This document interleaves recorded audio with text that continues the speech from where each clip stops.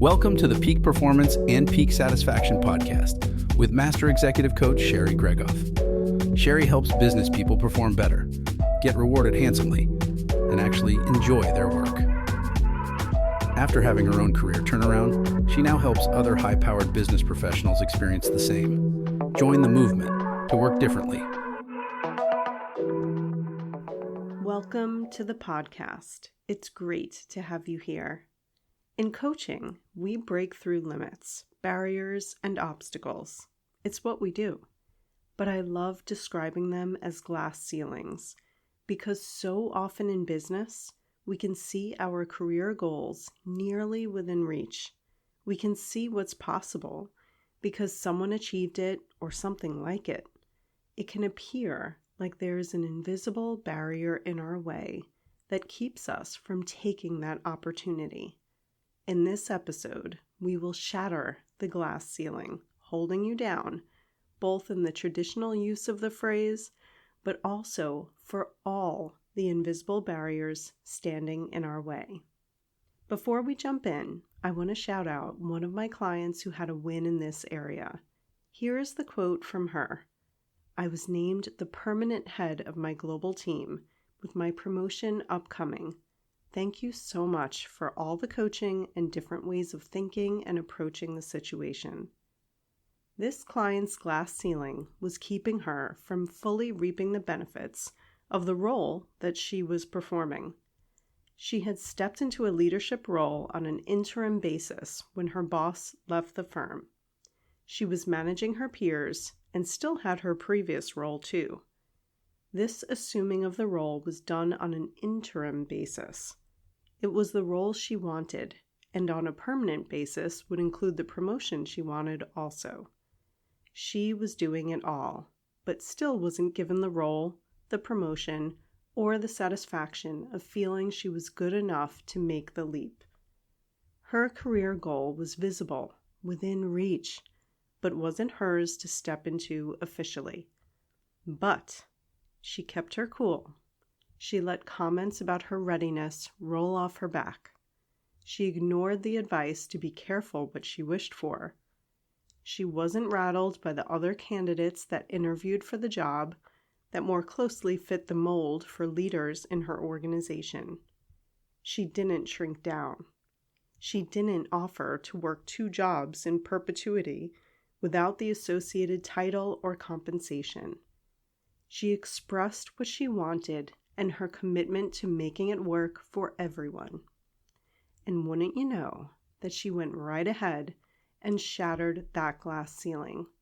She was given the role officially, was able to backfill her old role, collected her promotion and her raise, and promptly set the tone and the precedence for how to excel and advance for other women of color in her industry. When I relay these client wins, I am always bursting with pride and excitement for my clients who boldly make their dreams come true. They inspire me, and honestly, their stories bring me to tears, knowing what glass ceilings exist and how consistently they can be shattered. Similar victories are shared by all of my clients, and I have experienced it too in my own career turnaround. So let's hop to today's podcast content and get you on your way to experiencing this also. Let's begin by laying out exactly what we are after in our discussion of glass ceilings today. By the end of this episode, you will be armed with strategies and mindsets for the following results in your career. Excellence, both in performance and recognition, with ease. So with more confidence, better relationships, and enjoying your work more.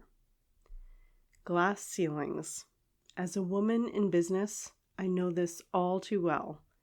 Let's hit the traditional use of this phrase first. Unconscious bias may keep us from roles that we are qualified for because it's presumed that we wouldn't be successful, that we aren't worth the risk, that we aren't a safe bet, putting us forward for the role. Comically, much diversity, equity, and inclusion efforts these days Focus on the diverse talent themselves, placing the burden there to shift the paradigm. At times, it can feel like not only our problem to endure, but also to fix.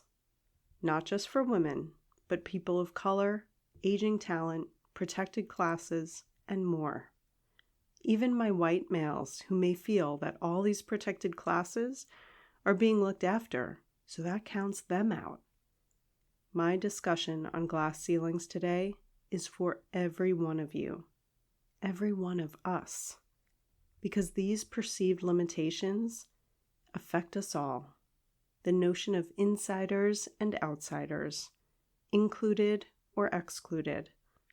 There is more that we can do about these glass ceilings than you may have ever realized. And today, you will leave armed with specific strategies to go ahead and shatter them. Now, I am not here to sugarcoat like there isn't disparity. There is. I'm not in denial that there aren't bad actors. There are. I don't pretend that everyone's journey is the same. They're not.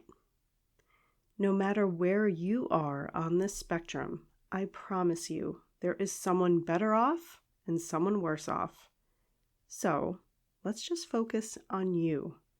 Yep, get real selfish and stop comparing setbacks. And just for today, let's work with what we got and break through to the next level from wherever we are now. Sound like a plan? I know the drawbacks and the challenges, but this episode isn't about giving more validity and power to those dynamics. This is about empowering every business professional. The truth is, we all need it. We all have our perceived limitations, our mental blocks, our blind spots. We all feel beholden to the people around us and situations that we find ourselves in. We may feel like imposters or outsiders, over our skis and out of our realm. Today, we turn the tables. The sooner you realize that you can shatter whatever glass ceiling is holding you back, the sooner you get the success you want on your terms by being authentically you. We can step back into control to turn the tide, even without the broader system changing. Let's walk through some case studies. If any of these resonate with you, borrow these strategies and take steps to implement them today. The first one is for my people with missed expectations on their rewards and recognition at work. Maybe it feels like those things are just beyond the glass ceiling. I have a client who was held back from being promoted. She hired, trained, mentored others, and watched them one by one be promoted past her. For a while, she believed there was a limit, that for someone like her, just being at a firm with that brand name and that cachet was enough. Given her background, no one could say she didn't break through and achieve more success than anyone else in her family. So she kept going. She didn't ask why she wasn't recognized for her work. She didn't point out that others were leapfrogging her. She didn't ask for the dollars she deserved, given what she produced for the business. And here's the crazy part. When we don't ask, nothing changes. People assume that we are good because we're still there. We show up day after day to the job. The working assumption is that we are getting what we need to stay. My message to you is to speak up, to ask for what you want, to call out trends in promoting, compensating, granting of new opportunities if they never seem to be coming your way. If you don't express the interest and ask for what you want, it's most likely that it will never happen. Organizations and individuals are pulled in a lot of directions. Demand outpaces supply. How do we do more with less? How can we be more efficient, more cost conscious? So we often get by doing the bare minimum in certain areas if it seems to be just enough. This happens with talent too. Don't wait until you are ready to quit. Don't quit without getting what you are worth, or at least asking for it. We can walk away from having created so much value, goodwill, credibility, reputation, and trust, because we don't press for what we want, and we just leave it all on the table without collecting what we are due. This client realized it was time to speak up. She articulated her value in concrete metrics to every key decision maker. She was compensated handsomely. She was put up for promotion. She ignored the gender-based excuses for why it hadn't happened yet. And she collected on all that value she had created over a long career by making it so evident and clear what an invaluable player she was. Glass ceiling shattered. Happy ending to the career. But it took a new strategy. The business professional had to believe it was possible first. Takeaway number 1. Don't rely on others to pull you up. Speak up and make sure what you want is known. Title, scope, comp, exposure, stretch opportunities. Articulate your value add. Make your case and make it undeniable. This is a particularly important takeaway for this time of year, with the end of the calendar year approaching. Annual performance reviews and incentive compensation decisions, these are the times to speak up, to be crystal clear on your value add yourself, and communicate it just as clearly in a compelling way. Let's take another case study for my people navigating tremendous change in the workplace and layoffs too, forging a version of a glass ceiling that may be keeping you down. I have a client who felt he was being bounced from reorg to reorg, with a plethora of layoffs in between. He was asked to find the big product ideas, but with no investment made to incubate them. He was well liked, but often passed over. He watched white male peer colleagues get promoted past him year after year. It started to make him feel sour, resent the organization who employed him, second guess every mentor when all he saw was people being asked to leave. He started to withdraw, let his frustration show with his comments in broad meetings, until he realized that these behaviors would only make him become the statistic that he feared would occur. By letting the environment get him down, he was more apt to be the next person laid off. My message to you is that if you let the organization, business conditions, or economic climate get you down, make you feel defeated before it even happens, start to feel doomed, like what you do and how you act doesn't even factor into your corporate fate, then you've lost already. There is no external situation or person that can steal your peace, your power, your joy even, unless you let them. If you think you can't thrive under the conditions you are in, you won't. Now, I'm not asking you to believe against all odds or to expect the impossible, but do yourself a favor. Don't count yourself out before others do. If you choose to show up to a workplace, bring your A game. For type A overachievers, it's the only card we've got. You may have heard me say this before, but quiet quitting or phoning it in, it's just not in our DNA. So show up in a way that you would be proud of. No regrets.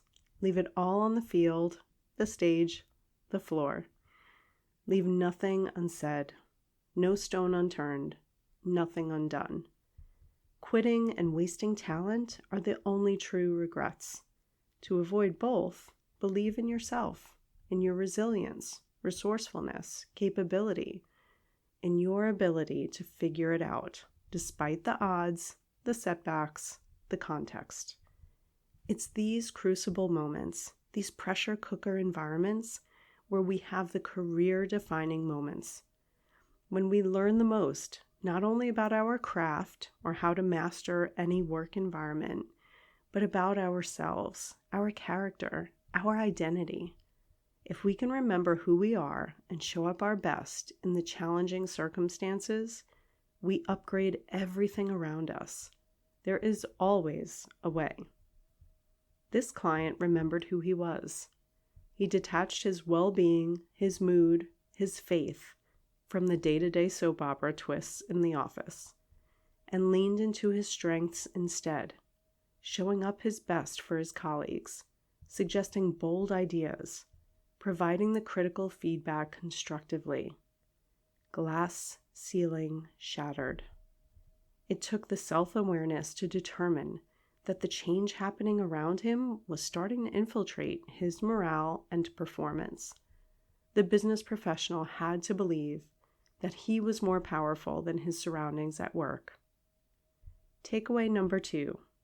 Don't react to your environment to match the lowest common denominator. Use the opportunity to stand out as a positive force for good that just can't be held down. Get the support and build the muscle to thrive, no matter what is happening around you.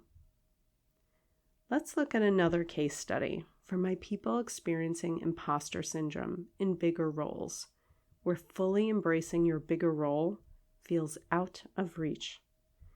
I have a client who advanced up the corporate ladder quickly. The last 2 rungs happened faster than planned and without the training or succession planning that would have been preferred. So here he sits in a role where he still feels like the newcomer. I speak to so many business professionals who still consider themselves newbies or rookies, and they hold on to that identity for years to come. They state it to themselves and out loud to others around them. It becomes like a disclaimer or a caveat to explain away any missteps or naivete or ignorance on certain topics. Add in a quick rise to the top of an organization, or managing people who used to be your peers, or managing those who are decades your senior, or managing those who earn more than you currently. I have seen and experienced it all firsthand myself too. It plants the seed of feeling like an imposter. We can so easily write off how long we have been doing the actual role by just repeating to ourselves that we are new, or we were never trained, or we don't have a degree in this specific subject, or we didn't have the trusted leader to take us under their wing as an apprentice. I've got news for you. If you are there, it's for a good reason. Anyone in a role is there because they are adding value. Anyone who advanced quickly did so because they had the chops to make it. So if you find yourself in this situation, replaying in your mind all the ways that this happened prematurely, or all the ways you aren't a full-fledged owner of your current seat, you can stop that today. My message to you is that our work speaks for itself, more than how you look, fit in or don't, earned the right or are worthy enough. In business, everyone wants to win. If you are seen as a player that will help the team win, that talent and value add transcends unconscious bias. So anytime these invisible barriers are in the way of you performing your best, decide right now not to let it cause you to doubt yourself, or second guess, or capitulate. There are times when we all feel like the underdog, that the odds of our success are stacked against us. The first way to create a crack in that glass ceiling is with sheer confidence and belief in yourself that you will overcome, that what you have to offer matters. It's a decision point to intentionally and proactively take on the identity of your new role, to own it. Glass ceiling shattered. Takeaway number 3.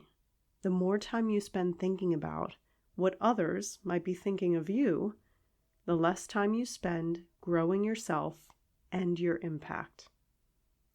Let's take another example for those of us who are looking around and feeling like that glass ceiling is made out of people. Their buy-in and support from managers, peers, and team members. I'm thinking of another client of mine who was hired for a very specific purpose, to drive efficiency in her organization. But months into the role, her team was resisting change and pushing back that she didn't understand their struggles. Her peers would nod their heads on her bold plans, but in the heat of the moment would dump work on her group. And even her boss was feeling the discomfort and collateral damage of the changes they had agreed together and wanted to retreat on the plans. When it feels like us against the world, it can be so daunting to stick with it on a larger role or set your sights on your next career goal. We can feel like everyone around us holds the power over what happens next in our business and in our careers. But really, that is shortchanging our own ability to influence and drive change. If we start believing everything we hear is fact, we forget the rationale, the driving cause for the change in the first place. The empathy can overpower the logic, and in the end, the business suffers, and so does our career. When our brains trick us into thinking that we can either make people happy or we can do the right thing for the business, it's up to us to recognize time and again that it's always both. There may be some short-term pain, but it is always for the gain of the business and the people, not one or the other. That is where we find our ability to persevere, when we know deep down that it's the right thing to do on all accounts, and retreat would just be because it got too uncomfortable, or we weren't willing to risk how we are perceived to create incredible value. My message to you is that there is always the path that is the best thing for the people and the business. Resistance, because it is different, or because it may ruffle feathers in the process, isn't a good enough reason to quit.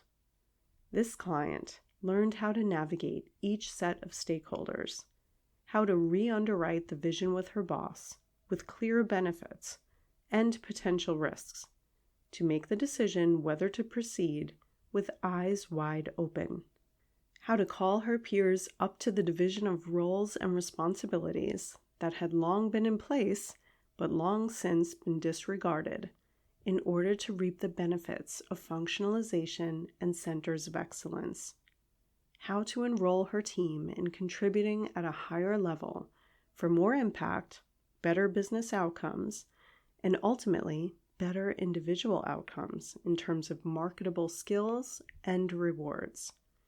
Glass ceiling shattered. Takeaway number 4 is that people themselves are never the ceiling. How much weight we assign to opinions or objections can be, but that is totally up to us. Lastly, let's take another case study from my people who have lost the inspiration in their work, who maybe once loved their work, but the honeymoon is over.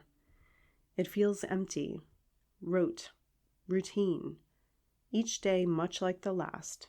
Same old challenges, same old patterns. There is a lack of purpose and fulfillment that casts a cloud over their work. All the hours worked start to feel without purpose, and an unrest starts to brew that all this energy and time is being dedicated to something that won't count for much in the end. I have a client who took on an executive role, and instead of feeling inspired, it started to feel more like a visit to the dentist, a necessary evil. He felt listless, unmotivated, and started trying to escape the work and responsibility by turning to all kinds of distraction and napping. Interestingly, I see this as a telltale indicator with multiple clients. There is this pull to sleep, even in the middle of the day. And what we often find is that it is just a pull to escape reality, that it's easier to just be unconscious for a bit. That may sound heavy, but I assure you in the moment, it presents as totally benign. I have a lot going on. I just feel pulled to sleep. Whether it's the distractions of the day, like screens or substances, or even sleep, patterns of procrastination or avoidance, the only fix is at the root. My client faced his newly expanded responsibilities head on and got very candid and clear about what aspects felt like a dreaded obligation and which felt more inspiring. For him and for many, it turned out to be that the defense work to keep the lights on, keep businesses profitable, enforce processes felt tiring.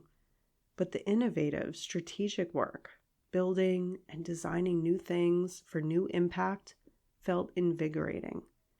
With that clarity, he could structure his day by taking care of the business that needed it, while enlisting team members to help, and then rewarding himself with the more intellectually challenging, strategic work. By envisioning a future for his business, beyond just keeping the lights on or staying in the black, he found a bigger purpose that excited him and a future vision that made him feel more fulfilled. The procrastination subsided. The need for distractions to escape did too. He started working and living with intention, by design, with purpose. Glass ceiling shattered. My message to you is that you can make your own purpose and meaning in any role. Takeaway number 5 is that we have far more autonomy than we often realize. So it's time to get creative and curious to find out what will create purpose, meaning, and fulfillment in your work, even if it's not every minute of your workday. Ensuring there is an aspect of it in every business day will energize you from the inside out and save you tons of time and wasted energy on activities to escape. So let's recap those takeaways one more time. The first one is for my people with missed expectations on their rewards and recognition at work. Takeaway number 1 was to not rely on others to pull you up, to speak up and make sure that what you want is known, to articulate your value add, to make your case and make it undeniable. The second case study was for my people navigating tremendous change in the workplace, and maybe layoffs too. Takeaway number 2 was to not react to your environment to match the lowest common denominator. Instead, to use the opportunity to stand out as a positive force for good that just can't be held down. Case study number 3 was for my people experiencing imposter syndrome in bigger roles. Takeaway number 3 was a reminder that the more time we spend thinking about what others might be thinking of us, the less time we're spending growing ourselves and our impact. Case study number 4 was for those of us who are looking around and feeling like the glass ceiling is made out of people, missing the buy-in and support from managers, peers, and team members. Takeaway number 4 is a reminder that people themselves are never the ceiling. It's how much weight we assign to their opinions and their objections, and that is totally up to us. Case study number 5 was for my people who've lost the inspiration in their work, missing purpose and fulfillment. Takeaway number 5 was a reminder that we have far more autonomy than we often realize, and we can create purpose, meaning, and fulfillment in our work, saving us lots of time and wasted energy. Know, friends, that we are all dealing with glass ceilings. Trust also that they are all absolutely able to be shattered. Until next time.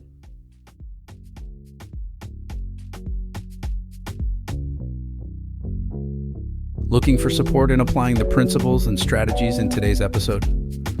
Sherry coaches clients one-on-one as their trusted confidant and advisor, helping each client create the work and life they had only dreamed of. To schedule your complimentary career strategy session, go to sherrygregoff.com/apply to book time with her today. It's one simple step that can change everything.